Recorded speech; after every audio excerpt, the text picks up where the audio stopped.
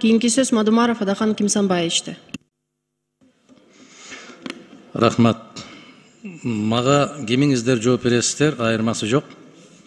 Конституциянын 44-чү беренеси эмне дейт? Айтыңыздарчы.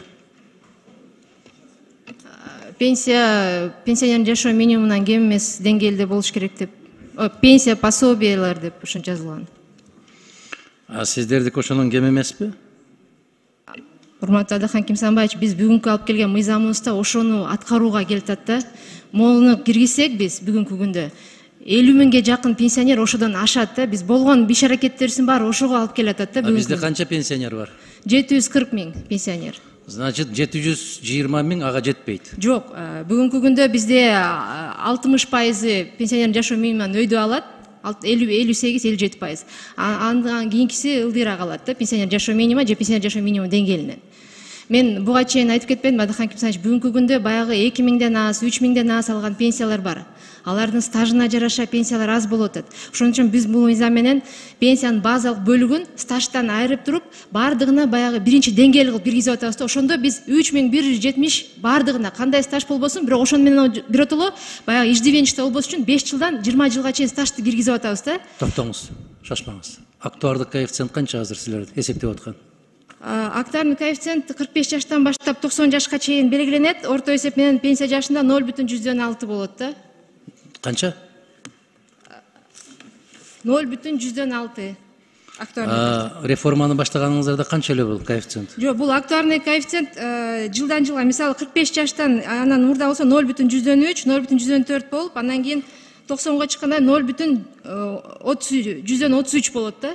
Ана байкаңыз, ушул реформаны баштаганда коэффициент 0,9 менен баштаганбыз биз. Азыр жылдан жылга түшүрүп баратасыздар. Сиз мындай кылыңыз. Так жооп бериңиз мага. Эгер ошол эң керектелүүчү корзинадан төмөн болууга мүмкүн эмес болсо, анда карап көрүңүз. Жалал Абад областында былтыры кымбаттай элек мезгилде 6600, Ош областында 6300, Бишкек шаарында 6317 сом, 40 тыйын.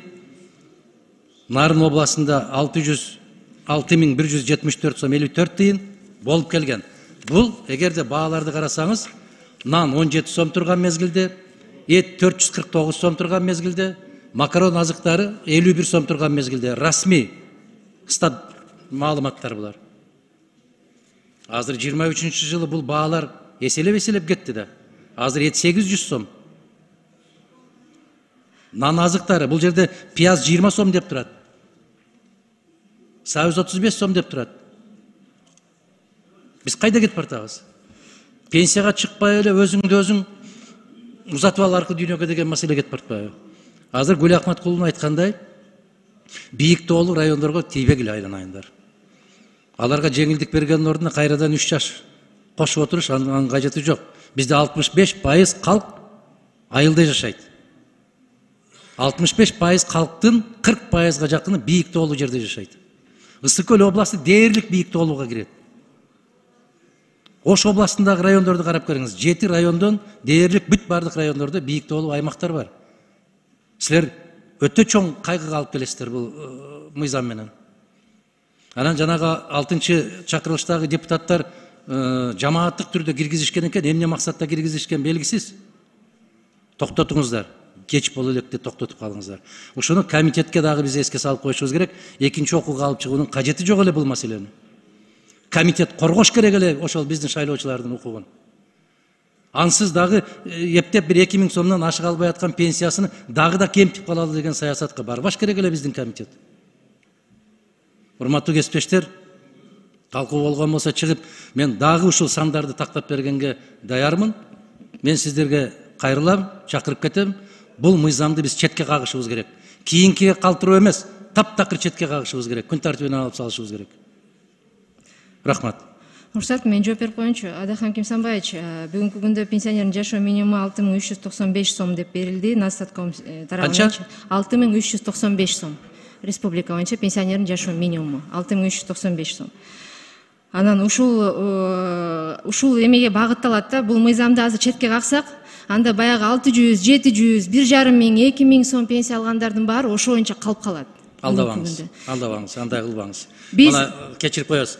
Өткөн жылы азык арзан мезгилде 6518 болот даган быйыл 6300 болуп калат. Бул улуттук статистикалык комитеттин информациясы да, официалдуу түрдө кол коюлган төрагасынын. Муну дагы улуттук статистикалык комитеттин маалыматы. Пенсионердики, пенсионердин жашоо минимуму. Бизде мисалы жашоо минимум трудоспособного, ребенка, анан пенсионера деген болот. Пенсионердики 6395, взрослого трудоспособного 8025 сом. Конституцияда антип жазылган эмес. Жалпы калктын укугу жазылган ал жерде. Анан дагы бир суроону айтып коеюн, жана айымдардын жашын көтөрүү боюнча комитет талкуулап, комитет муну баягы депутаттарда киргизип, муну алып койдук. 60 жашка чейин көтөрүү дегенде сунуш кирген, биз буга макул болдук. Ошондуктан бул жерде баягы общеустановленный возрасттан эчтеке көтөрүлбөйт айымдарга.